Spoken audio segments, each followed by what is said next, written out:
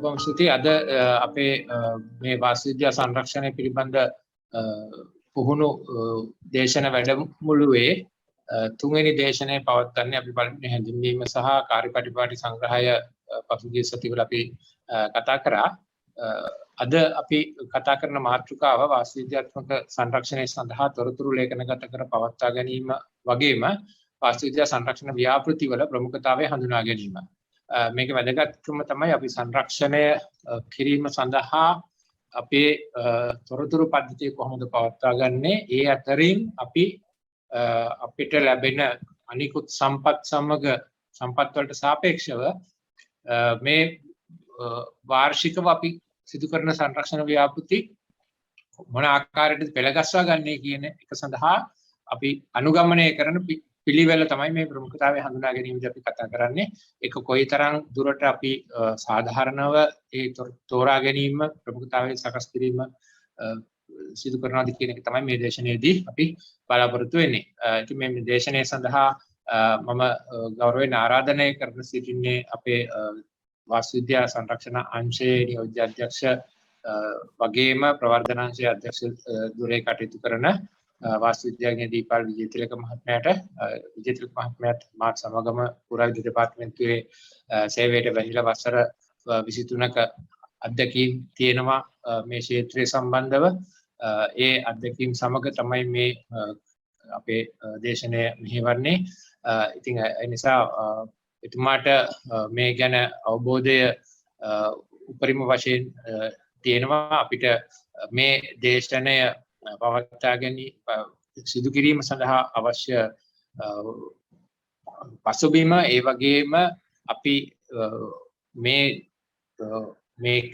වැඩමුළුවෙන් අපි මොනවද බලාපොරොත්තු වෙන්නේ කියන දේ නිවැරදිව ඔබ සියලු දෙනාට සපයා දීමට එතුමාට හැකි බව මගේ විශ්වාසයයි. මම දන්නවා එතුමාට ඒ දේශන කිරීමේ හැකියාවත් හොඳින්ම පවතිනවා. ඒ නිසා අපිට කිසි ගැටලුවක් වෙන එකක් නැහැ. මම ඊටම ගෞරවයෙන් ආරාධනා කර සිටිනවා අපේ නියෝජ්‍ය අධ්‍යක්ෂ වාස්තුවිද්‍යාඥ දීපාල් විජේතිලක මහතාට මේ දේශනය ආරම්භ කරන ලෙස. සුබ සන්ධ්‍යාවක් වේවා හැම දිනාටම. බෙහෙවින්ම ස්තුතිවන්ත වෙනවා පුරාවිද්‍යා දෙපාර්තමේන්තුවේ අතිරේක අධ්‍යක්ෂ ජෙනරාල් ශාස්ත්‍රීය අධ්‍යක්ෂ වාස්තුවිද්‍යා සංරක්ෂණ වාස්තුවිද්‍යාඥ ප්‍රසන්න බීරත්නායක මහතාට හැඳින්වීම වෙනුවෙන් වගේම ආචාර්ය ධම්මි බණ්ඩාර මහත්මියටත් අද දින අපි සාකච්ඡා කරන්න බලාපොරොත්තු වෙන්නේ වාස්තුවිද්‍යාත්මක සංරක්ෂණය සඳහා තොරතුරු ලේඛනගත කර පවත්වා ගන්නේ කොහොමද කියන එකත්, ඒ වගේම වාස්තුවිද්‍යා සංරක්ෂණ ව්‍යාපෘති ප්‍රමුඛතාවය හඳුනාගන්නේ කොහොමද කියන එකත්. අපි දන්නවා ලංකාව බොහෝම වාස්තුවිද්‍යාත්මක උරුමය අතින් බොහෝම පොහොසත් රටක්.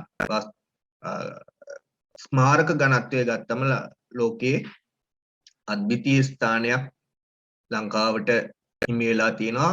ඒක නිසා හැම ගමකම වගේ පුරාවිද්‍යා උරුමයට අයත් වෙන වාස්තුවිද්‍යා ස්මාරක දකින්න ලැබෙනවා. ඉතින් මේ වගේ විශාල සංඛ්‍යාවක් වාස්තුවිද්‍යා උරුමයට අයත් ස්මාරක විශාල සංඛ්‍යාවක් රැක ගැනීම, සංරක්ෂණය කිරීම, පවත්වාගෙන යාම, නඩත්තු කිරීම තමයි බෙහෙවින් අසීරු කාර්යයක්. ඉතින් අපි ඒ වගේ අවස්ථාවලදී මොනවද ගන්න ක්‍රියාමාර්ග, කොහොමද අපි තියෙන සම්පත් අපි ලේඛනගත කරලා පවත්වාගෙන යන්නේ, අපි ඒ තොරතුරු අපි ළඟ කොහොමද එක්රැස් කරගන්නේ, ඒ වගේම කොහොමද වාර්ෂිකව ලැබෙන ප්‍රතිපාදන සහ මානව සම්පත් උපයෝගී කරගනිමින් අපට කළ හැකි ප්‍රමාණයේ වාස්තුවිද්‍යාත්මක අගයෙන් යුතු ස්මාරක ප්‍රමාණයක් සංරක්ෂණය කරන්න කියන ඒකට තෝරගන්නේ කොහොමද කියන එක තමයි අද දින අපි කතා කරන්න එතකොට බලාපොරොත්තු වෙන්නේ.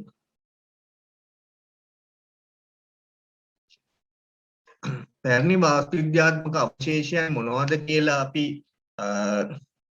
කෙටියෙන් සාකච්ඡා කරොත් ප්‍රවේශයක් විදියට පුරාවිද්‍යා ආඥාපනත යටතේ පැරණි ස්මාරක වශයෙන් අර්ථකථනය කරපු ස්මාරක ඒ කියන්නේ රජයට අයත් ගොඩනැගිලි තියෙනවා නම් පුරාවිද්‍යා පුරාවස්තු ආඥාපනත යටතේට ගන්න පුළුවන් ස්මාරක විදියට ගන්න පුළුවන් ඒවට අපිට පැරණි ස්මාරක කියන්න පුළුවන්. අපි දන්නවා පුරාවස්තු ආඥාපනතට අනුව 1815 මාර්තු 2ට පෙර සිට පැවතෙනවා කියලා අපිට නිශ්චිතව කියන්න පුළුවන් ස්මාරකත් ඒ වගේම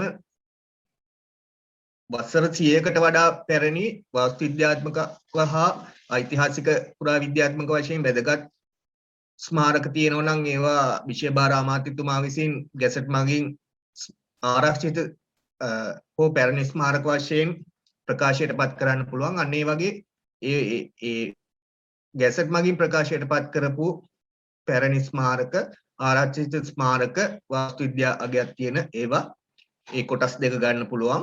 ඊළඟට අපි දන්නවා අපිට පුරාවිද්‍යාත්මක ප්‍රදේශයක් පුරාවිද්‍යා රක්ෂිතයක් නැත්නම් තහනම් ඉඩම් වශයෙන් ප්‍රකාශයට පත් කරන්න පුළුවන්. ඒ ප්‍රකාශයට පත් කරපු ප්‍රදේශයේ තුල අන්තර්ගත වෙලා තියෙන පැරණි ස්මාරක වාස්තු විද්‍යාත්මක අගයෙන් යුතු ගොඩනැගිලි අපිට එතන පැරණි වාස්තු විද්‍යාත්මක අවශේෂයන් විදියට ගන්න පුළුවන්.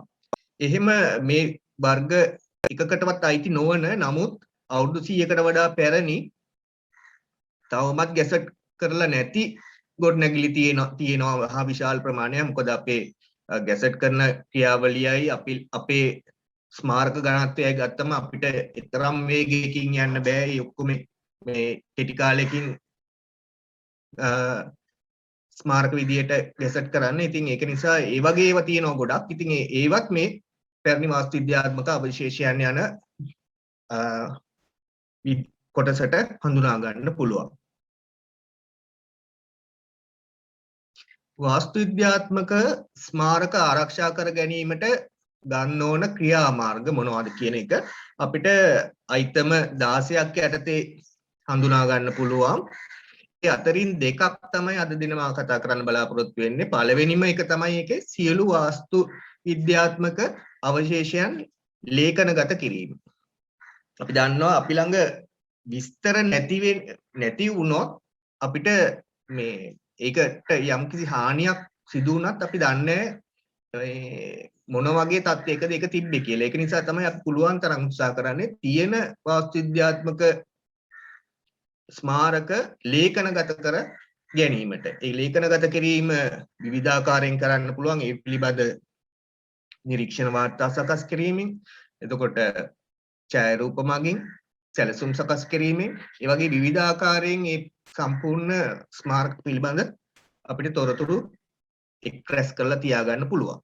ඒ වගේම දෙවෙනි කොටස විදියට අද දින කතා කරන්නේ මේ වාර්ෂිකව විවිධ ක්‍රමවේදයන් ඔස්සේ වාර්තා වන සංරක්ෂණය කළ යුතු ස්මාරක පිළිබඳ ලේඛනයක් ප්‍රමුඛතාවය අනුව පෙළගසන්නේ කොහොමද කියන එක තමයි මේ අයිටම 16න් වාස්තු විද්‍යාත්මක ස්මාරක ආරක්ෂා කර ගැනීම සඳහා අපි අනුගමනය කරන මේ ක්‍රියාපිළිවෙලින් අද දින අපි සාකච්ඡාවට මඳුන් කරන්න බලාපොරොත්තු වෙන්නේ.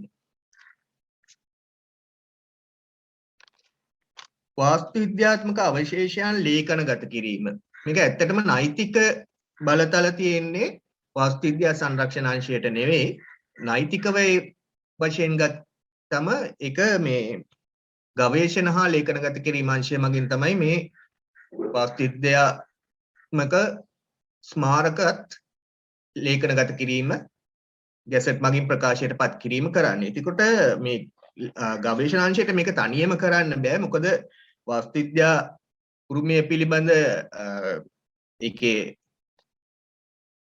විස්තර තොරතුරු තියෙන ගොඩක් වෙලාවට වාස්තු විද්‍යා අංශය. ඉතින් අපි වාස්තු විද්‍යා අංශය විදිහට මේ ස්මාරක හඳුනා ගැනීමට මේවා වාස්තු විද්‍යාත්මක වැදගත්ද පුරාවිද්‍යාත්මක වැදගත්ද කියලා හඳුනා ගැනීමට ගවේෂණ අංශයට අපි උදව් කරන්න ඕන. ඊළඟට ඒ වගේ ඒ ගවේෂණවලදී මේ ස්මාරකවල සැලසුම් මනින ලද සැලසුම් සකස් කරලා ඒ සැලසුම් ගවේෂණ අංශයට ලබා දෙන්න ඕන.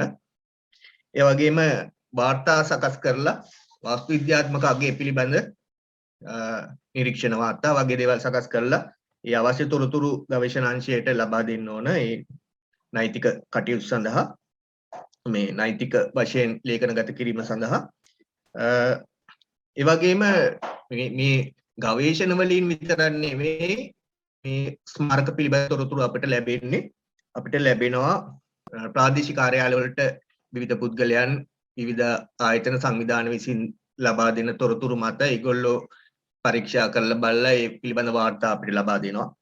එතකොට කෙලින්ම විවිධ ආයතන නැත්තම් පුද්ගලයෝ අපේ පුරාවිද්‍යා දෙපාර්තමේන්තුවේ ප්‍රධාන කාර්යාලයට ඉල්ලීමක් කරාම ඒ ඉල්ලීම් ලැබෙන්නේ වාස්තු විද්‍යාංශයට. එතකොට ඒ පිළිබඳ වාර්තා සකස් කරලා වාර්තා අවශ්‍ය නම් ප්‍රාදේශීය කාර්යාලයෙන් කැඳවලා ඒ තොරතුරු අපි ළඟ තියෙනවා.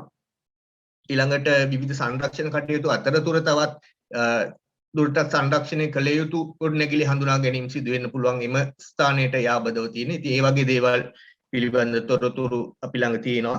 මාධ්‍ය මගින් අපි දන්නවා මාධ්‍ය මගින් ගොඩක් වෙලාවට කියවෙන්නේ පුරාවිද්‍යා දෙපාර්තමේන්තුව නොකරපු දේවල් ගැන. ඉතින් යම් ගැටලු තියෙන තැන් ගැන ඉතින් ඒ මාධ්‍ය මගින් තොරතුරු ලැබුණම ඒවා අපි මාධ්‍ය ඒකකය මගින් ඒක අපිට අදාළ අංශයට ලබා දෙන්න ඕන. එහෙම ලැබෙන තොරතුරු ඇත්තෙම වාස්තු විද්‍යාංශයත් මාධ්‍ය පිළිබඳ අවධියෙන් ඉන්න හින්දා ඒ ලැබෙන තොරතුරු අපි මේ අරගෙන ගවේෂණාංශයට ලබා දෙනවා මේ නෛතික ලේඛනගත කිරීම සිදු කරන්න.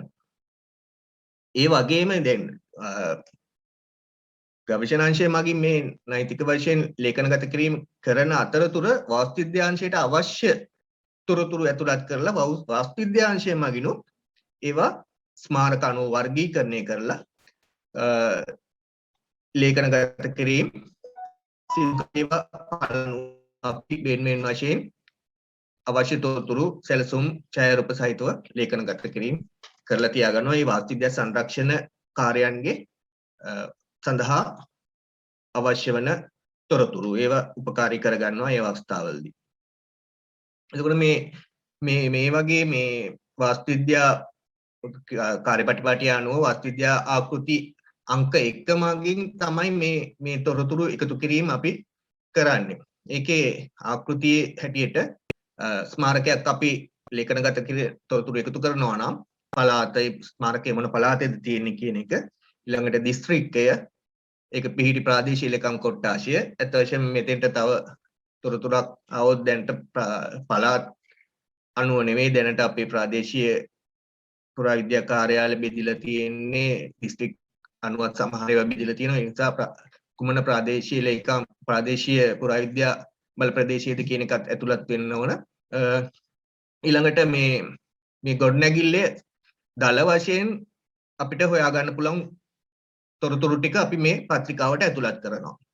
මොන වර්ෂයේද මේක ඉදි කරන ලද්දේ? ඒක නිශ්චිත තොරතුරු තියෙනවා නම් ඒ නිශ්චිත තොරතුරු සඳහන් කරන්න ඕන.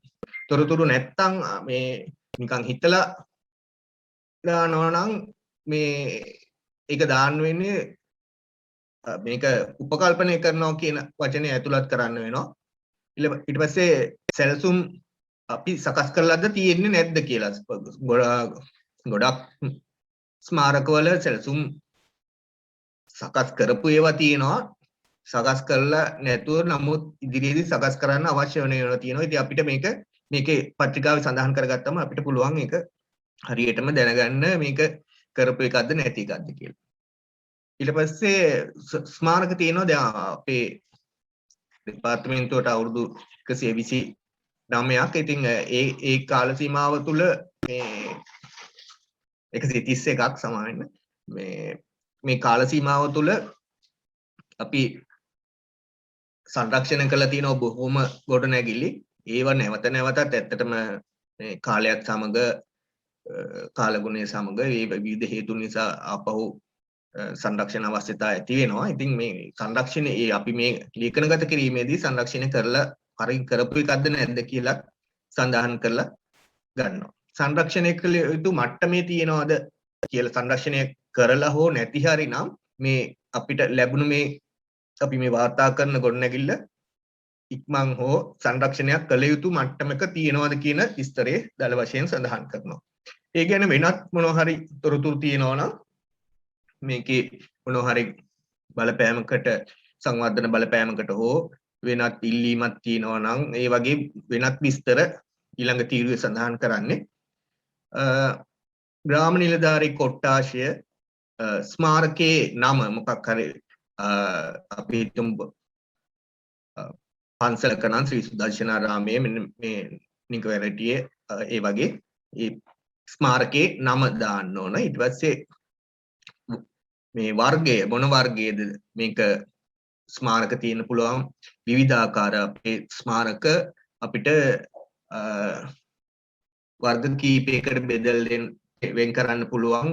ආගමික ගොඩනැගිලි තියෙනවා, එතකොට රාජකීය ගොඩනැගිලි තියෙනවා, පොදු ගොඩනැගිලි තියෙනවා, යටත් විත්ත යුගයේ හදපු ඒවා තියෙනවා, ඒවායේ විවිධ පරිපාලන ගොඩනැගිලි තියෙනවා, ආරක්ෂක ගොඩනැගිලි තියෙනවා, මේ පොදු පහසුකම් යටතේ ඉදි කරපු ගොඩනැගිලි, ඒ වගේ විවිධාකාර ගොඩනැගිලි තියෙනවා. ඉතින් අපි මේ මොන වර්ගයේ ගොඩනැගිල්ලක්ද? ආගමික නම් ඒක මොකක්ද ගොඩනැගිල්ල? ධර්මශාලාවක් නම් ධර්මශාලාව, බුදුමැදුර නම් බුදුමැදුර, ඒ වගේ මොන වර්ගයේද කියලා දාන්න ඕනේ. ඊට පස්සේ මේකට අයිතිකාරයෙක් ඉන්නවා නම් අයිතියක් තියෙනවා නම් විහාරයක නම් විහාරාධිපති හිමි කෙනෙක් ඉන්නවා නම් විහාරාධිපති හිමි මොන සංඝ පරපුරට දායිති, ඒ වගේ විස්තර. වෙනත් දේවස්ථානයක නම් ඒ පාලක සභාව, ඒ වගේ ඒ විස්තර. ආයතනයක නම් ඒ ආයතනයේ නම, ඒ වගේ විස්තර දාන්න පුළුවන්. ඊට පස්සේ භාවිතය, ඇත්තටම මේ භාවිතා කරන්නේ කවුද? අයිතිය තිබුණාට භාවිතා කරන්නේ කවුද? මොන වගේ දෙයකටද කියන විස්තරය කෙටියෙන් සඳහන් කරනවා.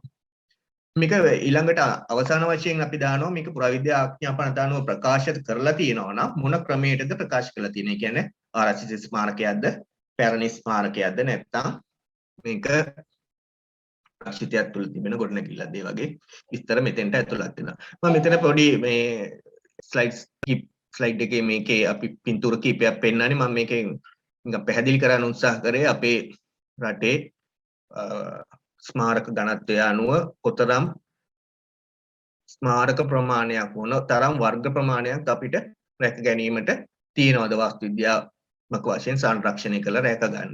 එතකොට අපි දන්නවා මුල්ම වශයෙන් අපේ රටේ තියෙන්නේ ගොඩක්ම බෞද්ධ ආගමික ස්මාරක. ඉතින් මේ ස්මාරක විවිධ වර්ග තියෙනවා. අපිට ඒවා විහාර වල තියෙන චෛත්‍ය, බෝධි, චෛත්‍යගර, බෝධිගර, එතකොට චංකමනගර, ටැම්පිට විහාර, විවිධ වර්ගවල ටැම්පිට විහාර ලංකාවේ ගිය සතියේ අපේ අධ්‍යක්ෂතුමා සඳහන් කර පරිදි 200 ගණනක් දැන් ඉතුරු වෙලා තියෙනවා. එතකොට ආවාස ගෙවල්, සීමා මාලක, ලේන් ආවාස, ඒ වගේ විවිධාකාර අනිකුත් ආගමික ගත්තම කෝවිල්, දේවාල, මුස්ලිම් දේවස්ථාන, කතෝලික ක්‍රිස්තියානි හරි දේවස්ථාන, ඒ වගේ විවිධ ආගම් සියල්ලටම අයිති ස්මාරක ප්‍රමාණයක් ලංකාවේ තියෙනවා. ඒ වගේම රාජකීය ගොඩනැගිලි විදියටත් වර්ග කරන්න පුළුවන්. රාජධානී, බලකොටු, එතකොට රජමාලිගා, රාජ සභා ගොඩනැගිලි, පොකුණු, රාජකීය පොකුණු,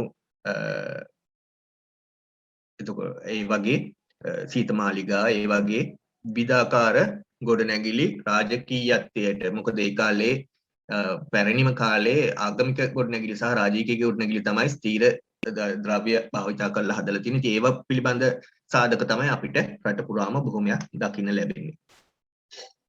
ඒ වගේම තියෙනවා මේ පොදු ගොඩනැගිලි ඉදිකිරීම. පොදු ගොඩනැගිලි ගොඩක් වෙලාවට හදලා තියෙනවා. අපිට හම් වෙනවා මේ ස්ථීර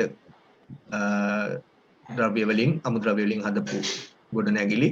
ඔය ගොඩාක් අපිට ගල් පාලම් විශාල සංඛ්‍යාවක් ලංකාවේ තියෙනවා. මල්ලතොයේ, මහකන්දාර, ඔය ඒ වගේ ස්ථානවල.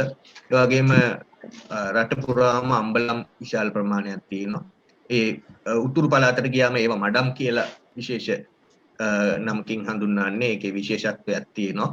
පැන්තාලි එතකොට වාරි තාක්ෂණයේ පැත්තට ගත්තම විවිධ ගොඩනැගිලි බිසෝකොටු සොරව් වගේ රළපනාව වැව් බැම්ම වගේ ගොඩනැගිලි වාස්තුවිද්‍යාත්මක වටිනාකමක් තියෙනවා දකින්න පුළුවන්. යටත් වීථියුගේ ගත්තම කච්චේරි ආණ්ඩුකාර නිල නිවාස කොටු බලකොටු විශාල සංඛ්‍යාවක් තියෙනවා. ඒවා ඇතුළේ ගොඩක් පැරණි ගොඩනැගිලි තියෙනවා. ගබඩා වෙඩි බෙහෙත් ගබඩා ඒ වගේ පරිපාලන ගොඩනැගිලි තැපැල් කාර්යාලය වගේ ඒවා. ඒ වගේම කුළුණු වර්ග තියෙනවා. අපිට ප්‍රදීපාගාර දකින්න පුළුවන්. එතකොට ඔට්ලෝසු කණු ස්මාරක ආරක්ෂිත කුළුණු මාටිලෝ තව එක වගේ. ඉතින් මේ වගේම අනිතුමකයි ටුගේදර් පොසිටිව් එක. ඒ වගේම තියෙනවා ඔය බදුල් වේලේකඩේ මාකට් එක නූපි මාකට් එක වගේ මාකට් උසාවි ගොඩනැගිලි සිරගෙවල් ඒ වගේ විවිධ ගොඩනැගිලි ඒ කාලේ දකින්න පුළුවන්. ඉතින් මේ වර්ග අපි අර පත්‍රිකාවේ සඳහන් කරනවා මොන වර්ගයටද අයිති කියලා. එහෙම කරලා අපි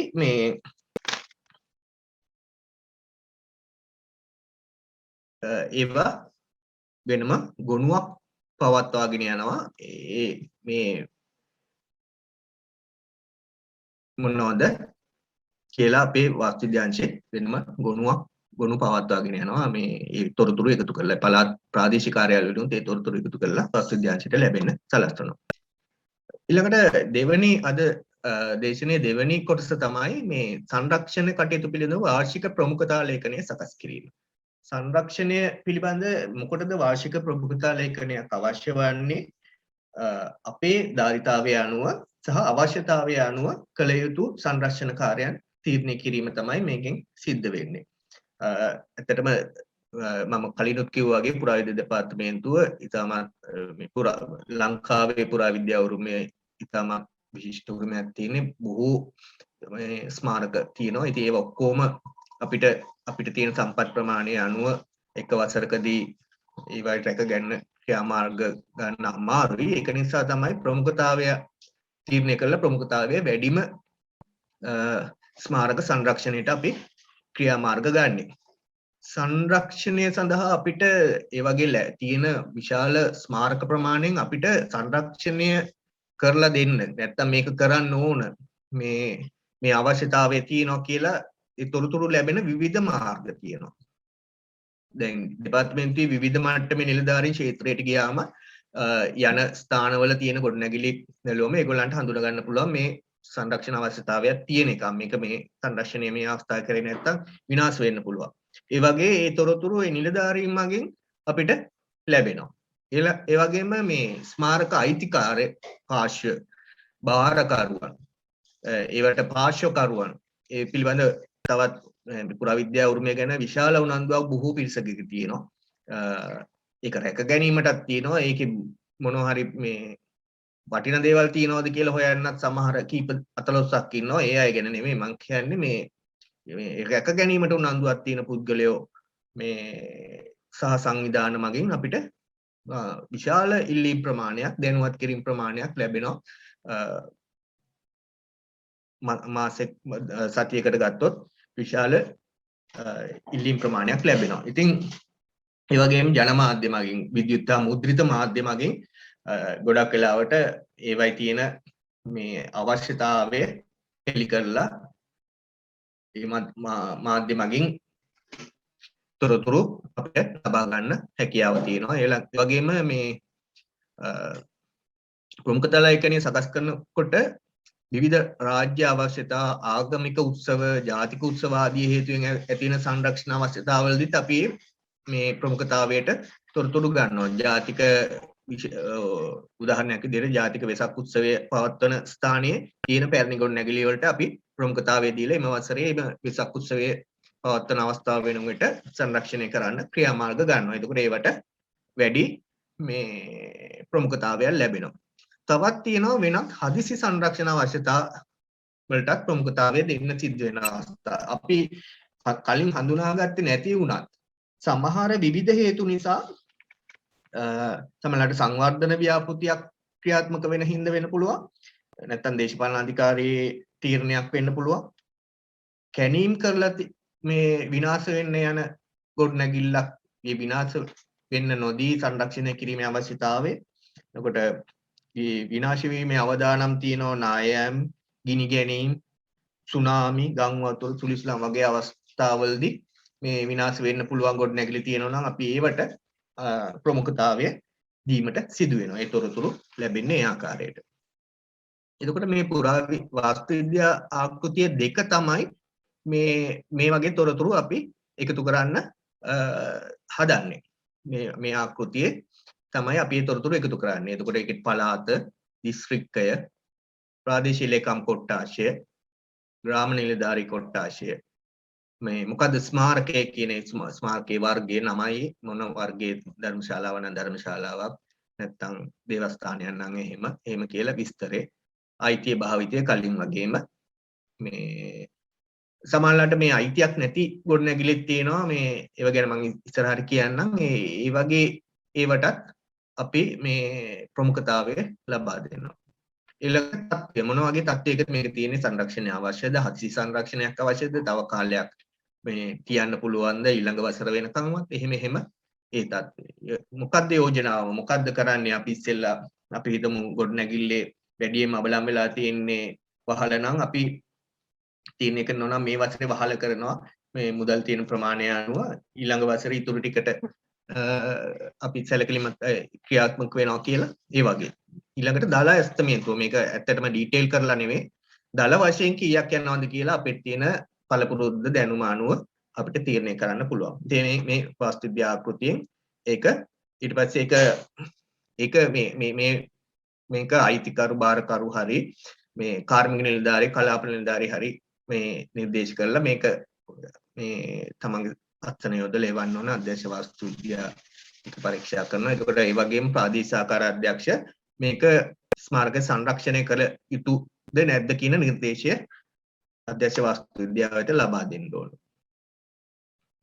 මේ වගේ හඳුනාගත්තම එමෙ තොරතුරු අපේ මේ ඇතුළත තොරතුරු ගොනුවක් පවත්වාගෙන යන්න ඕනේ. ඒක මේ වස්තු විද්‍යාංශයේ ඒ වගේම සියලුම ප්‍රාදේශීය කාර්යාලවල සිදු වෙන්න ඕන.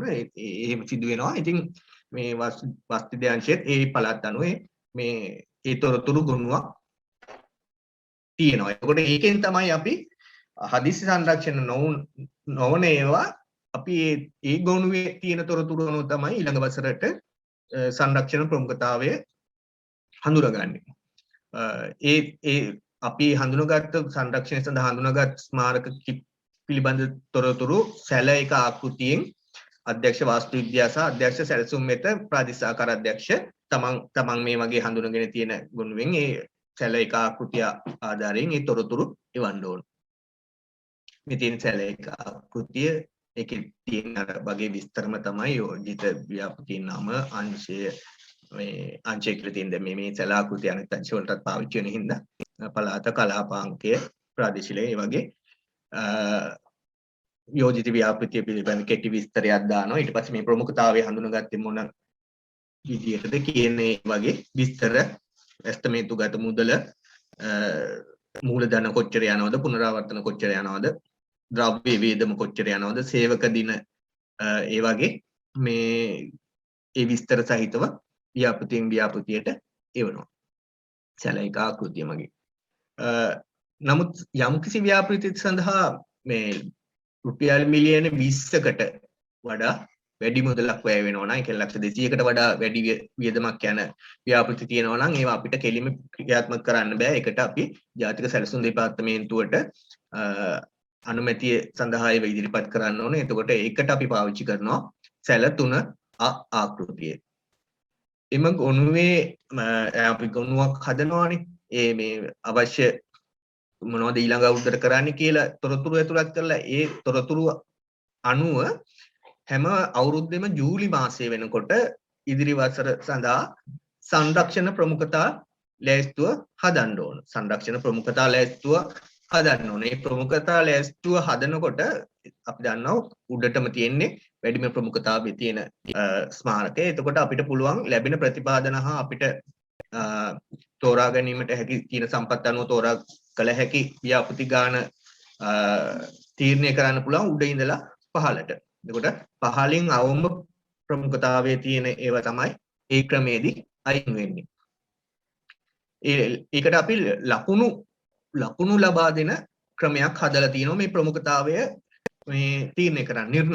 නිර්ණායක ලැයිස්තුවක් තියෙනවා. ඒ නිර්ණායක ලැයිස්තුවට අනුව ලකුණු ලබා දීලා ඒ ලකුණු වල අනුපිළිවෙලට තමයි ප්‍රමුඛතා ලැයිස්තුව හදන්නේ.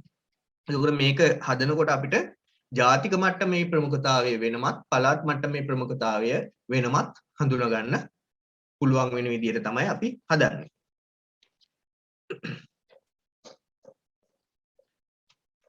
මේ සැලතුන ආකෘතිය මේක පාවිච්චි වෙන්නේ මේ ජාතික සැලසුම් දෙපාර්තමේන්තුවේ අනුමැතිය ගන්න ඕන ව්‍යාපෘති වලට. ඒකෙත් තියෙනවා මේ ස්ථානයේ නම ව්‍යාපෘතියේ වගේ ඒ අර ඉස්සෙල්ල වගේම ඒ විතර ලක්ෂ 200ට වැඩි ව්‍යාපෘති වලට තමයි මේක යවලා අනුමැතිය ලබා ගන්න ඕන. ඊළඟට ප්‍රමුඛතාවය මත ව්‍යාපෘති හඳුනා ගැනීමේ සැල දෙක ආකෘතියක් තියෙනවා.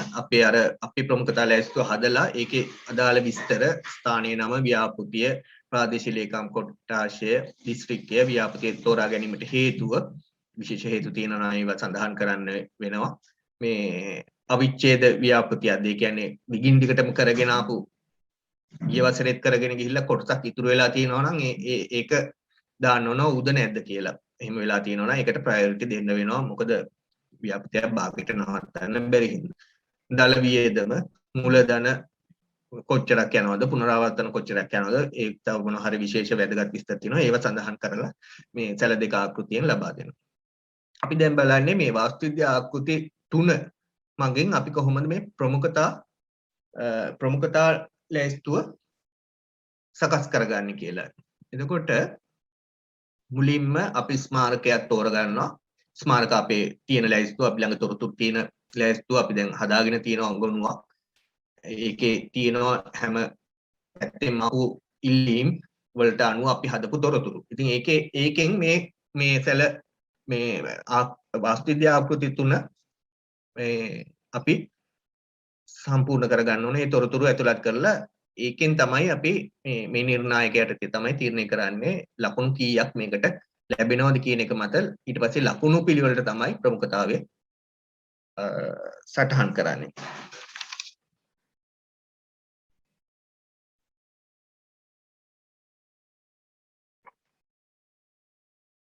එතකොට මේකේ මුලින්ම ස්මාරකයේ නම අපි දන්නවා. ඉතින් අපි මේ නිර්ණායක වලට බඳුන් කරන්නේ මොන ස්මාරකයේද කියලා විස්තරය දානවා. ඒකේ මූලික විස්තර ටික දාන්න ඕන. මොන නිලධාරී වසමේද, ප්‍රාදේශීය ලේකම් කොට්ටාශය මොකද්ද, දිස්ත්‍රික්කය මොකද්ද, පළාත මොකද්ද, ඒ වගේ විස්තර දාන්න ඕන. මෙතන ප්‍රාදේශීය පුරාවිද්‍යා කාර්යාලය මොකද්ද කියලා සටහන් කරන්න පුළුවන්. ඊට පස්සේ අපි මේක බලනවා ප්‍රමුඛතාවය හඳුනා ගන්න. ස්මාරකයේ විශේෂිත ලක්ෂණ හා සංරක්ෂණ අවශ්‍යතාවය කියන එක තමයි අපි මේ බලන්නේ මේ විවිධ කරුණු යටතේ. තෝරගන්න නිර්ණායකයට අදාළ කොටුවේ කතිරිය සලකුණු කරන්න ඕන. එතකොට අපි මුලින්ම බලන්නේ ස්මාරකයේ වයස. අවුරුදු 100ට අඩු වේවා. අවුරුදු 100ට අඩු වේවා අපි සාමාන්‍යයෙන් පුරාවස්තු ආඥාපනත අනුව අපිට මේ ගැසට් කරන්න බෑ. අවුරුදු 100ට වැඩි වෙන්න ඕන අමාත්‍යවරයාට ගැසට් කරන්න. 1815 මාර්තු 2ට කලින් ඒවා තමයි අපි පුරාවස්තු කියලා කලකන්නේ. අවුරුදු 100ට වැඩි ඒවා අපිට පුළුවන් මේ විෂයභාර අමාත්‍යතුමාලව මේ ස්මාරක විදියට මේ ප්‍රකාශයට පත් කරන්න. එතකොට අවුරුදු 100ට අඩු ඒවත් තියෙනවා. නමුත් අපි හිතමු අවුරුදු 90ක් 95ක් 99ක් වුණත් ඊළඟ අවුරුද්දේ මේ අපේ පුරාවිද්‍යා දෙපාර්තමේන්තුවට බලපෑමට යටත් වෙන ඒවා වුණත් මේ 99 දී කඩා දාන්න පුළුවන්ද? ඒක ඒ වගේ අවස්ථාවලත් අපි මේ ඒකටත් යම්කිසි සැලකීමක් දක්වනවා. මොකද ඊළඟ අවුරුද්දේ ඒකින්ද එක ලකුණක් ඒකට ලබා දෙනවා මේ අවුරුදු 100ට අඩු වුණත් අපිට ඊට පස්සේ අනිකුත් කරුණු අනුව සලකා බලන්න පුළුවන් මේක පුරාවිද්‍යාත්මකව ජාතික වශයෙන් වැදගත්කමක් තියෙන ගොඩනැගිල්ලක්ද. උදාහරණයක් විදිහට දැන් අපි මේ පළවෙනි පාර්ලිමේන්තු ගොඩනැගිල්ල අවුරුදු 100ට අඩුයි කියලා අපිට කඩලා දාන්න අවසර දෙන්න බෑ. මේ ඒක ජනමතයක් අනුව අපිට පුළුවන් ඒක රැකගන්න. ඒ අවුරුදු 100ට වැඩි ඒවා නම් 1715 මාර්තු 2ට පෙර නම් නිරායාසයෙන්ම පුරා විද්‍යා ස්මාරකයක්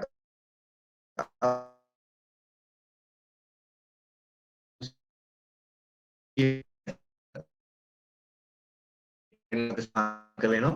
අවුරුදු 100ට වඩා අඩු ගැසට් නොකලත් ඒවත් ගොඩක් තියෙනවා. ඉතින් ඒවටත් අපි ලකුණු දෙකක් ලබා දෙනවා. ගැසට් කරලා නැත්තේ අපි මේ මාව ඇහෙනවද? No, sir.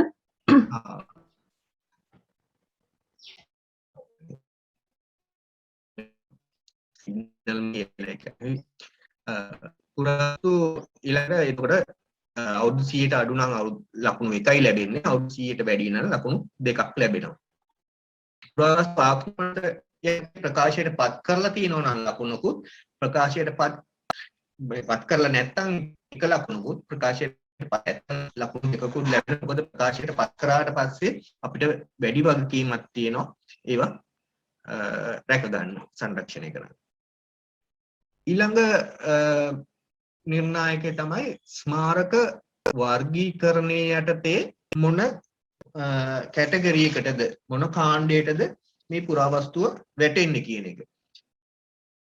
සමහර පුරාවස්තු තියෙනවා අන්තර්ජාතිකව, ඒ කියන්නේ ගෝලීය වශයෙන් මේ වැදගත් පුරාවස්තු. මේ අපේ ලෝක උරුම වලට අයිති වෙන පුරාවස්තු වගේ ඒවා තියෙන්නේ මුළු ලෝකෙටම එකක් වෙන්න පුළුවන්. නැත්නම් හරිම දුර්ලභ වෙන්න පුළුවන්. උදාහරණ විදිහට දැන් අපේ ශ්‍රී දළදා මාලිගාව ඒ වගේ ගාලු කොටුව, එතකොට ඔය අනුරාධපුර පොළොන්නරුවේ තියෙන ප්‍රධාන ගොඩනැගිලි ඔය පරාක්‍රම බහුමාලිගයේ මේ වගේ රුවන්මැලි සෑය ඒ වගේ ඒවා මේ අන්තර්ජාතික වශයෙන්ම වැදගත් ගොඩනැගිලි. ඉතින් ඒවා මේ E යටතේ වර්ග කරනවා. B යටතේ ජාතික මට්ටමේ ගන්න පුළුවන් වැදගත්ම ගොඩනැගිලි. දැන් අපි ගත්තොත් මේ ඇම්බැක්ක දේවාලය වගේ එකක් අපිට ජාතික වශයෙන් වැදගත්. මොකද හොඳම ලී කැටයම් තියෙන ස්ථානය. එතකොට ඒක නමුත් අන්තර්ජාතික වශයෙන් ගත්තම ඒ වගේ ඒවා හැම රටේම තියෙනවා ඇති. මේ ඉතින් ඒක නිසා අපිට මේක අන්තර්ජාතික වශයෙන් නෙමෙයි ජාතික වශයෙන් වැදගත් ගොඩනැගිල්ලක් විදියට ගන්නවා. ඒ වගේ ඒවා ඒ තරම් හොඳම කැටයම් තියෙන එකයි. එතකොට ඒ වගේ පනාවිටිය අම්බලම වගේ එකක් ඒ වගේ. නාලන්ද ගෙඩිගේ ඒ වගේ. එතකොට ලකුණු දෙකක් ලැබෙනවා. තුන්වෙනි කාණ්ඩයට අයිති වෙන්නේ C කාණ්ඩයට අයිති වෙන්නේ සාමාන්‍යයෙන්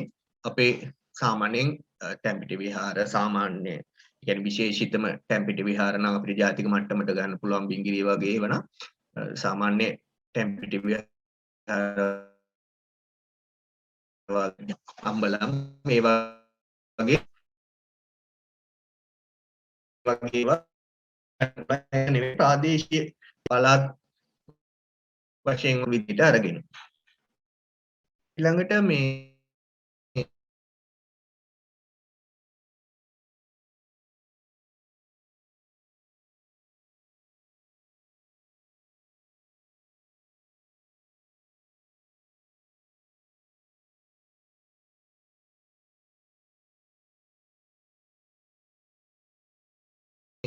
බෞද්ධ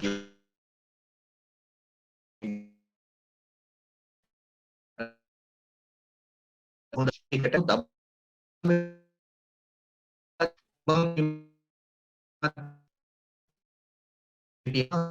ලබා දෙනවා. ඒයින් කරන්නේ වඩාත් වෙන්න එකට තමයි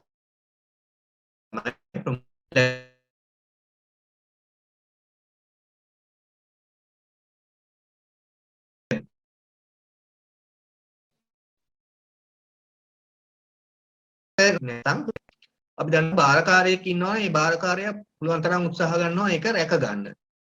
Tamanට කරා සමහර බාරකාරයෙක් මින්ක පුරා විද්‍යා දෙපාර්තමේන්තුවේ මුළු කැටේ මාරුවෙන්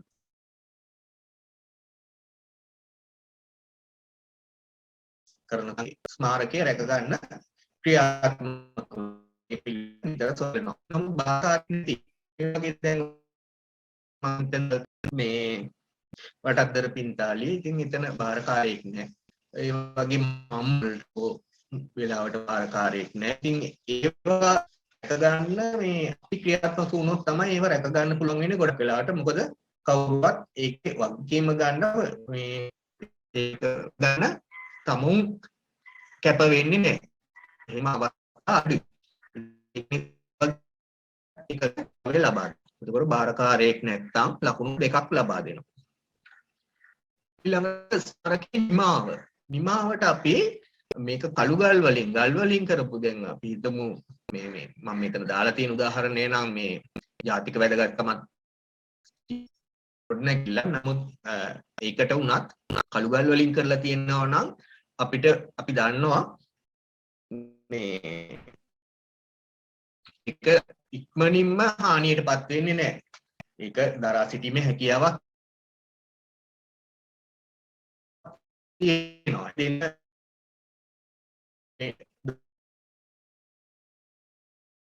ගඩොල් තියෙනවා. ගඩොල් පිළිමෙටුන් චෛත්‍ය තියෙනවා. ඉතින් ඒ වගේ අවුස් වල තාම ලේකෙන් ණයටත් ඉන්නකොට මේ ඒක නිසා ඒවටේ අවදානම ගල් ගොඩනැගිලි වලට වඩා වැඩි නිසා ලකුණු දෙකක් ලබා දෙනවා. දැවයෙන් කරපු ගොඩනැගිලි නම් අපි මේ වැඩි ප්‍රමුඛතාවයක් ලබා දෙනවා. මොකද ඒවා අවුව වැස්ස ගින්න මේ වේහානි කෘමිහානි වගේ දේවල් වලින් ඉතින් පුළුවන් කාලෙට අපි නඩත්තු කරන්න ඕන සංරක්ෂණය කරන්න ඕන. නැත්තම් ඒ මුළු ස්මාරකයම විනාශ වෙලා යන්න පුළුවන්. ඒක නිසා ඒව ගැන වැඩි ප්‍රමුඛතාවයක් ලබා දෙන්න අපිට සිද්ධ වෙනවා. ඊළඟට ස්මාරකය පවත්වා ගැනීම විදිහක් තියනවාද කියලා. මේ සාමාන්‍යයෙන් පන්සලක නැත්තම් ආයතනයක බාරකාරත්වයක් තියෙනවා නම් වාර්ෂිකව නඩත්තු කරනවා. ඒවා මේ පිරිසිදු කරනවා. අවශ්‍ය වෙලාවට සුදුහුණු ආලේප කරනවා. මේ ලු කැටයක් වැටුනොත් ඒක ගන්නවා. රිප්පයක් දෙලා නම් ඒක ගන්නවා. ඒක ඒ වගේ මේ නඩත්තු කරන ක්‍රමවේදයක් තියෙනවා. නමුත් සමහර ඒවා තියෙනවා මේ එහෙම ක්‍රමවේදයක් නැති. සමහර පන්සල් වලට එහෙම කරන්න හැකියාව නැහැ. සමහර ස්ථාන වලට එහෙම කරන්න කෙනෙක් නැහැ. මේ ඒ වගේ අවස්ථාවලදී අපි දෙනවා ලකුණු දෙක වෙන ක්‍රමවේදයක් නැත්තම්. ස්මාරක අපි මේ කියන ස්මාරක මේ සංරක්ෂණයකින් තොරව කොච්චර කාලයක් තිබ්බද කියන එක අනුවත් අපි ප්‍රමුඛතාවය හඳුනා ගන්නවා. වසර 10කට වඩා නම් අපි වැඩි ලකුණු ප්‍රමාණයක් ලබා දෙනවා. මොකද අපි දන්නවා වසර 10කට වඩා ගිහිල්ලා හානි වෙලා නම් මේ කියන්නේ ලොකු හානියක් වෙනවා. අපි ඒකට වැඩි ප්‍රමුඛතාවයක් දෙන්න ඕන. වසර 5 10ත් අතර නම් ඊට වඩා අඩු ප්‍රමුඛතාවයක් දෙන්නේ. සමහරවිට මේ කලින් සංරක්ෂණය කරපු එකේ දුර්වලතා හින්දා වෙන්න පුළුවන් එහෙම වෙලා තියෙන්නේ. නමුත් මේ අර තරම් වසර 10ක් ගත වුණ එක තරම් ප්‍රමුඛතාවයක් අවශ්‍ය නොවෙන්න පුළුවන්. වසර 5ට අඩු නම් ඒකේ මේ ප්‍රමුඛතාවය බොහෝ දුරට අඩුයි. ඒක නිසා අපිට තියෙන සම්පත් බෙදා දීමේදී ප්‍රමුඛතාවය වසර 5ට අඩු ඒවට අඩු ප්‍රමුඛතාවයක් ලබා දෙනවා. ස්මාරකයේ සංරක්ෂණය සඳහා ඇති මහජන බලපෑම තමයි ඊළඟ එක. මහජන බලපෑමක් නැත්තම් ඒ කියන්නේ මේ අපි ගොඩක්ම බලනවා මේ මහජනතාව තමුන්ගේ උරුමය කියලා හැඟීමක් ඇතිව කරන වැඩවලදී ඒවට ප්‍රමුඛතාවය ලබා දෙන්න ඕන. දැන් මේ මම පෙන්නලා තියෙන ගොඩනැගිල්ල මේ ගාලු කොටුවේ තැපැල් කාර්යාල ගොඩනැගිල්ල මේක ගොඩාක් මහජනතාවගෙන් මේ උනන්දුවක් මේක සංරක්ෂණය නොකරන එක ගැන විරෝධයක් තියෙන ස්ථානයක්. ඉතින් මෙතන ඇත්තටම මහජනතාවට ආරක්ෂාව ගැන ප්‍රශ්නිකුත් තියෙනවා. මොකද පාසලක් තියෙනවා ළඟ. එතනින් පාරෙන් යනකොට මේ කඩා වැටිලා තියෙනවා එකපාරක්. කීපවරක්. ඉතින් ඒ වගේ තැන්වලදී අපිට මේ මහජනතාවගේ උනන්දුව වැඩි නම් අපි ඒකට ඒගොල්ලන්ගේ සහායත් ලබා ගන්න පුළුවන්. ඒ වගේම දෙපාර්තමේන්තුව පිළිබඳ හොඳ ආකල්පයකුත් ඇති වෙනවා. ඒ තැන්වලට වැඩි ප්‍රමුඛතාවයක් ලබා දෙනවා මේ සංරක්ෂණයේදී.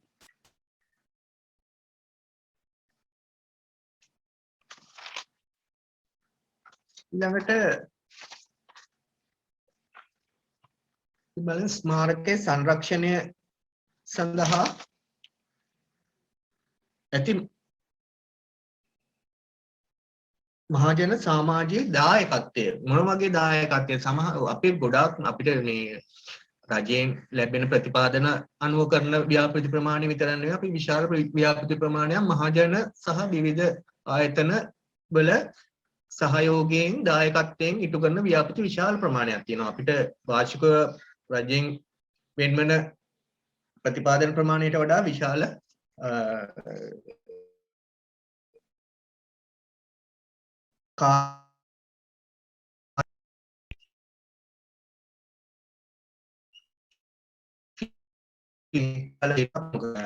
ලබා දෙනවා. ද්‍රව්‍ය ලබා දෙනවා නම් ඒ යම් ගොඩනැගිල්ලක් සංරක්ෂණයට අපිට ගොඩක්ම විශේෂයෙන් දැව වගේ දේවල් ලබා ගන්න එක අපිට හරිම අපහසුයි. මොකද මේ අපි පාවිච්චි කරන දැව වර්ග විශේෂිත දැව වර්ග අපි බොහෝ විට එම ස්මාරකයක තිබුණ දැව වර්ගයමයි පාවිච්චි කරන්නේ. ඒක හොයාගන්න බැරි වුණොත් විතරයි ඊට සමාන වෙන දැවයක් භාවිත කරන්නේ. ඒකට ඒවයේ ප්‍රමාණය කියන්නේ ඒකේ සයිස් එක සාමාන්‍යයෙන් මාකට් එකේ තියෙන සයිස් එක නෙවෙයි තියෙන්නේ ගොඩක් වෙලාවට. ඒවා පැරණි කාලේ ගොඩනැගිලි ඕනතරම් දැව තිබ්බා. ඒවයේ නිර්මාණාත්මක භාවයට ඉතාමත් විශාල දැව කඳක් භාවිත කරලා තියෙනවා.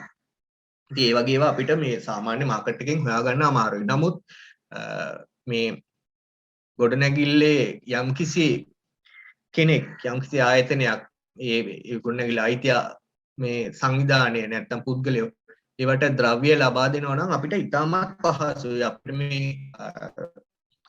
පටියට ගිහිල්ලා ගොඩක් කාලය ගත වෙමින් මේ ස්මාරකයක් විනාශ වෙනකම් ද්‍රව්‍ය සපය ගන්න නැතුව බලන් ඉන්න වෙන්නේ නැහැ. මේ ද්‍රව්‍ය අනිත් එක තමයි ඒගොල්ලෝ තමන්ගේ ස්මාරකය රැක ගන්න ඉතාමත් කොහොම මේ ද්‍රව්‍ය නම් හොඳම දේව තමයි සපයන්නේ.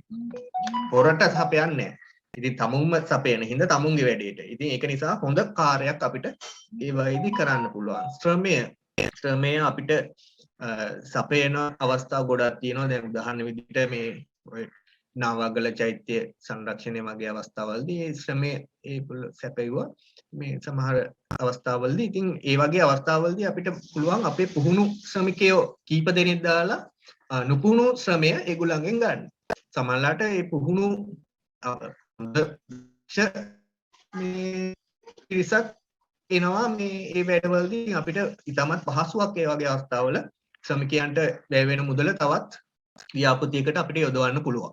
ඒ නිසා අපි ඒකටත් ප්‍රයොරිටි එකක් දෙනවා. ඒ ලකුණු දෙකක් ලබා දෙනවා. මුදල් වගේ නම් අපි එක ලකුණක් ලබා දෙනවා. මොකද මුදල් අරගෙන අපි වැඩ කරන්න ගියාම ආපහුත් අපි අර ප්‍රසම්පාදන ක්‍රියාවලි වල ද්‍රව්‍ය සපයා ගැනීමේ අපහසුතාවල හිර වෙනවා. එතකොට අපි අර මුදල් අරගෙන මේ සල්ලිත් දීලා මේගොල්ලෝ මේ වැඩේ කරන්නේ නැහැ කියලා මේ දෝෂාරෝපණයට ලක් වෙන්න පවා සිද්ධ වෙනවා. ඉතින් අපිට වඩාත්ම පහසු ද්‍රව්‍ය හා ශ්‍රමය ඒගොල්ලෝ සපයනවා නම් අපේ පිරිසත් යොදවලා මේ අපේ අධීක්ෂණය සහ ක්‍රියාකාරීත්වය යටතේ වැඩ පහසුවෙන් කරන්න පුළුවන්. ඒක නිසා තමයි මේ වගේ ප්‍රමුඛතාවය ද්‍රව්‍ය වලට ලකුණු 3කුත් ශ්‍රමයට ලකුණු 2කුත් මුදල් වලට ලකුණු 1කුත් වශයෙන් ලබා දීලා ප්‍රමුඛතාවය තීරණය කරන්නේ. ඊළඟට ස්මාරකය සංරක්ෂණයෙන් පස්සේ නඩත්තු කර පවත්වාගෙන යාමේ හැකියාව බලන්න ඕන. අපි හිතමු යම්කිසි ප්‍රදේශයක් තියෙනවා එහි මිනිස්සු මේ ජනගහනය අඩුයි මේ ස්මාරකයක් අපි සංරක්ෂණය කරලා ආවට පස්සේ ඒක කැලෑ වැදිලා විනාශ වෙලා යන්න පුළුවන් හැකියාව වැඩි නම් අපි වගේ දෙයකට ප්‍රමුඛතාවය ලබා දීම කරන්නේ නැහැ. මොකද ඒක මේ ඊට වඩා ඉදිරියටත් නඩත්තු කළ පවත්වාගෙන යන්න පුළුවන් ස්ථානයක ප්‍රමුඛ වෙලා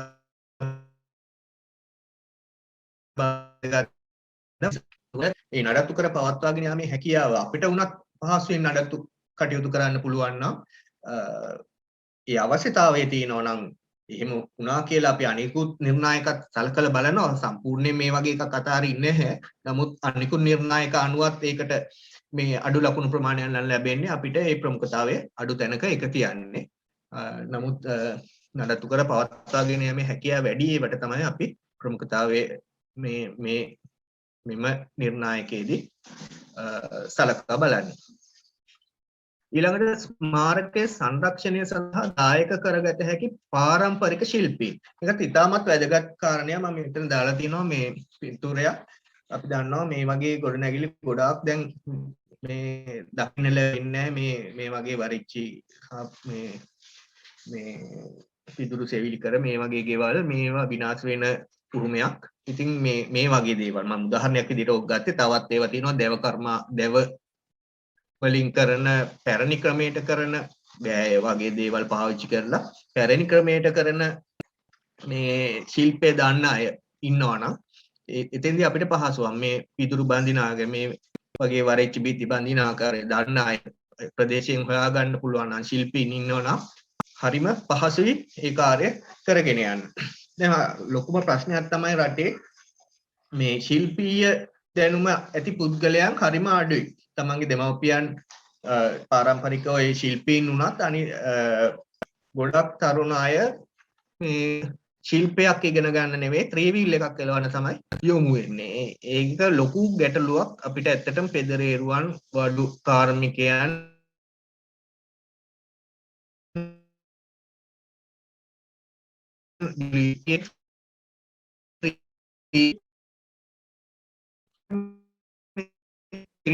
ඒවතක් තියෙනවා ඒ ප්‍රදේශයේ අපි ගොඩාක් ප්‍රමුඛතාවය ලබා දෙනවා මේ පාරම්පරික ශිල්පීන් ඉන්න ඔය ලාක්ෂ කර්මාන්තය වගේ දේවල් ගැන දාන්න ඒ වගේ මේ විවිධ දේවල් ගැන දාන්න පාරම්පරික ශිල්පීන් ඉන්නවා නම් හරිම වැදගත් මේ ගොඩනැගිල්ල සංරක්ෂණයේදී. ඊළඟ එක තමයි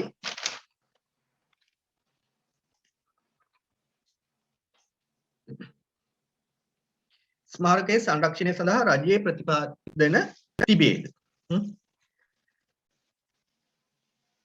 ඉතින් රජයේ ප්‍රතිපාදන තියෙනවා නම් අපි මේ ප්‍රමුඛතාවය දෙනවා. මොකද ප්‍රතිපාදනක් තියෙද්දි අපිට ඒක තෝරගන්න නැතුව ඉන්න බෑ. ප්‍රතිපාදන නැත්තම් ප්‍රමුඛතාවය අඩුයි. මේකේ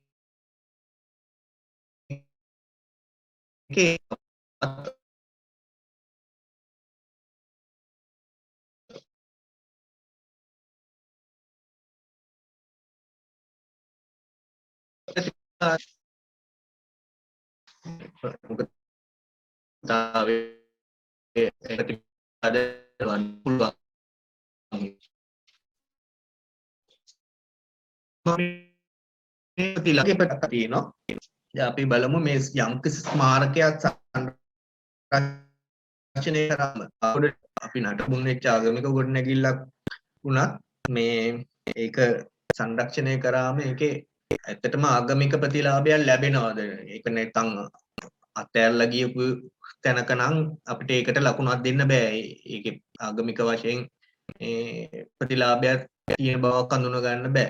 ඒ වගේ ආගමික අපි දන්නවා අපේ රටේ තියෙන්නේ සජීවී උරුමයක්. ආගමික සිංහල බෞද්ධ එතකොට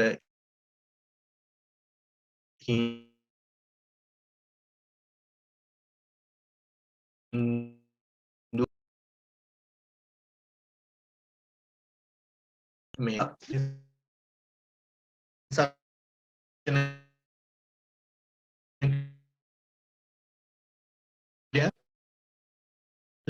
හොඳ නාප වටපිට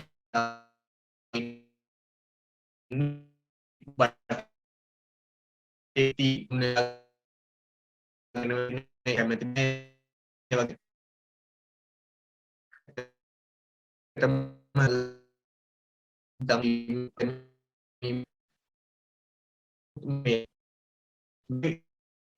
සංරක්ෂණ භාවිතයට පැරණි භාවිතයට වුණ අවභාවිතයකට ගන්න. ඒවා ගත්තම බොහොම ලංකාවේ බොහොම තැන්වල ඒ වගේ තැන් තියෙනවා. එහෙම කරපු උදාහරණ විදිහට දැන් මේ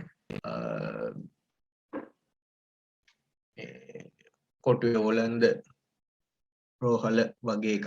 ඒ වගේ ගොඩනැගිලි එහෙම ගත්තු අවස්ථා තියෙනවා. ඉතින් ඒ වගේ වුණාම ඒක අර කොටුවේම ඕක ඕලන්ද රෝහල කඩා වැටිලා ජරා ජීර්ණ වෙලා තිබ්බනම් ඒක මේ ප්‍රදේශයට ඒක ප්‍රියමනාප ස්ථානයක් වෙන්නේ නැහැ. ඉතින් දැන් ඒක මේ ලස්සනට තියෙනවා නඩත්තු කරලා. යම් කිසි ප්‍රයෝජනයකටත් හොඳ ඒ ප්‍රදේශ ගැලපෙන ප්‍රයෝජනයකටත් ගන්නවා. ඉතින් ඒ වගේ සමාජීය වශයෙන් වැදගත් කමක් ලැබෙන්න පුළුවන් මේ ගොඩනැගිල්ල සංරක්ෂණයට අපි තෝර ගැනීමෙන්. ඒකට අපි ලකුණු දෙකක් දෙනවා. එතකොට සංස්කෘතික වශයෙන් නම් අපේ ගොඩාක්ම ගොඩනැගිලි පැරණි ගොඩනැගිලි සංස්කෘතික වශයෙන් අපිත් හා බැඳිලා තියෙනවා. ඒක සිංහල බෞද්ධ සංස්කෘතිය, හින්දු දෙමළ දමිළ හින්දු සංස්කෘතිය, ඉස්ලාමික නැත්නම් කතෝලික ක්‍රිස්තියානි ඒ වගේ වෙන්න පුළුවන්. නැත්නම් ජන වර්ගානුව වෙන්න පුළුවන්. මොනවා හරි එකම ලාංකික ජාතියක් විදිහට ඇලපෙන සංස්කෘතික අංගවලට දැන් මේ මෙතන මේ මම පෙන්නලා තියෙන දැන් කම්මතක තියෙන මේ වගේ මේ අම්බලමක ඒ කමත මේ වගේ දේවල් වලට පාවිච්චි වෙන්න මේ තියෙන්නේ මෙතන සාම්ප්‍රදායික නැටුම් වගේ දෙයකට මිනිස්සු ඒ වගේ අපේ තිබ්බ සංස්කෘතියක් එහෙම ගමේ මිනිස්සු එකතු වෙලා එහෙම දේවල් කරපු. ඉතින් ඒ සංස්කෘතිය රැකෙන්න ඕන තවදුරටත්. ඉතින් අපි මේ අම්බලම දි รา පත් වෙලා කැඩිලා යන්න ඉඩ දුන්නොත් ඒ සංස්කෘතිය මේ ඒ කමත කියන සංස්කෘතියත් එතන නැතිලා යන්න පුළුවන්. ඉතින් ඒ වගේ මම සුළු උදාහරණයක් ගත්තා. ඒ වගේ අවස්ථාවල් තියෙනවා අපේ සංස්කෘතියට බෙහෙවින් බලපෑම් කරන මේ අපේ මේ උරුම ගොඩනැගිලි. අපේ උරුමයයි. ඉතින් අපේ සංස්කෘතියත් ඒ උරුමයක බැඳලා තියෙන්නේ. ගොඩක් ආර්ථික ප්‍රතිලාභ වලට ලකුණු 4ක් ලැබිලා තියෙනවා. මොකද මේ ආර්ථික ප්‍රතිලාභ ලැබෙනවා නම් ඒවට පිළිබඳ ඇලීම ස්මාරක පිළිබඳ ඇල්ම සාමාන්‍යයෙන් මහ ජනතාව තුළ ඇති වෙනවා. තමුන්ට ප්‍රතිලාභයක් ලැබෙන්නේ මේක. දැන් ගාලු කොටුවේ ගත්තොත් ඉතින් ඒක හැබැයි එතන තේරුම් ගන්න ඇති ප්‍රශ්නිකුත් තියෙනවා. නමුත් ඇත්තටම ගාලු කොටුවේ ටූරිසම් එන්නේ මේ ඒ පැරණි වටපිටාවත් එක්ක. ඒ පැරණි උරුමයත් එක්ක. ඉතින් ඒව රැකගත්තොත් තමයි මේ ආර්ථික ප්‍රතිලාභ ලැබෙන්නේ. සීගිරියේ ඉන්න පිරිසට වටපිටාවේ අයට ආර්ථික ප්‍රතිලාභ ලැබෙන්නේ. ලංකාවට මේ ආර්ථික ප්‍රතිලාභ ලැබෙන්නේ මේ සීගිරිය කියන පුරාවිද්‍යා ස්මාරකය රැකෙන හින්දා. ඒකේ ලොකු ඒ වගේ අපි ගොඩනැගිල්ලක් තෝරගන්න ඕන සංරක්ෂණයට ඒ ආර්ථික වශයෙන් ලැබෙන ප්‍රතිලාභත් විශාල වශයෙන් අපි සැලකිල්ලට ගන්නවා. ඉතින් මේ වගේ ලකුණු දීලා අපි මුළු ලකුණු ප්‍රමාණය ගන්නවා. කොච්චර ලකුණු තියෙනවද කියලා අරගෙන ඒ අනුව වැඩිම ලකුණු ප්‍රමාණය ගත්තෝ මේ ස්මාරකයේ ඉඳලා අඩුම එක දක්වා අපිට දැන් අපි තුතු කරලා තියෙන මේ ස්මාරක වල තොරතුරු මේ ලේඛනගත කරනවා. එතකොට මේ ලේඛනගත කරාට පස්සේ අපිට වාර්ෂිකව ලැබෙන ප්‍රතිපාදන මේ සහ අපේ තියෙන සම්පත් ප්‍රමාණය අනුව මේක ප්‍රමුඛතා ලේඛනයෙන් දැන් හැදිලා තියෙනවා. ප්‍රමුඛතා ලේඛනයෙන් අපි තෝරගන්නවා අපිට තියෙන මූල්‍ය හා මේ මානව සම්පත් ආදී සකලවල කොච්චර ව්‍යාපෘති ප්‍රමාණයක් අපි කරනවද කියලා 1 සිට 15ට. ඒකට ඒකෙන් තමයි අපි වාර්ෂික වැඩසටහන හදන්නේ. හදිසි සංරක්ෂණ කටයුතු සඳහා අපි යම්කිසි මුදලක් වෙන් කරලා තියා ගන්නවා. මොකද මේ කොපමණ කරත් මේ අවශ්‍යතා අනුව යම්කිසි ස්වභාවික උපද්‍රවයක් හින්දා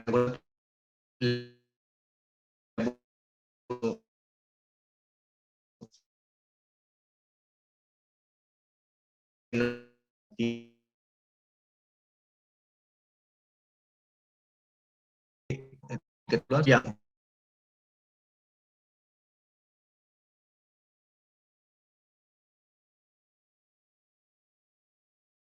වෙන් කර දැනට තියෙන භෞතික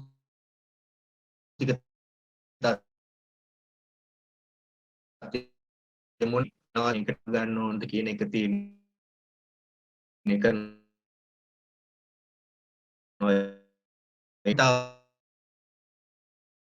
භාවයක් තියෙනවා වෙසක් උත්සවය වගේ අවස්ථා වගේ ඒ වගේ අවස්ථාවක මේ හැංගීමක් අපතුළු මේ කේන්ද්‍රීය සංරක්ෂණ ක්‍රියා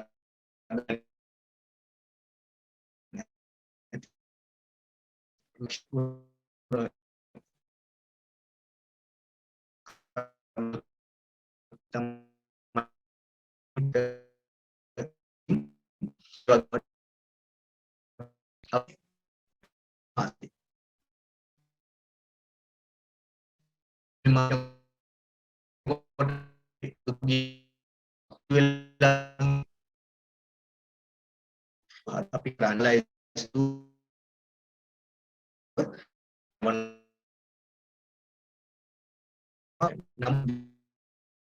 desin program pada mak කරනවා මචන්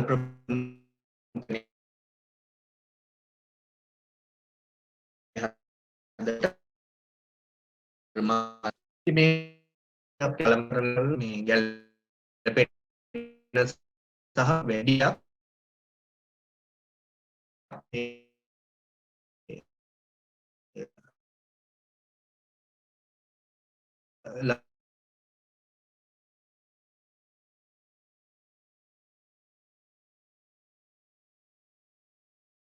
turun sangat gunung ya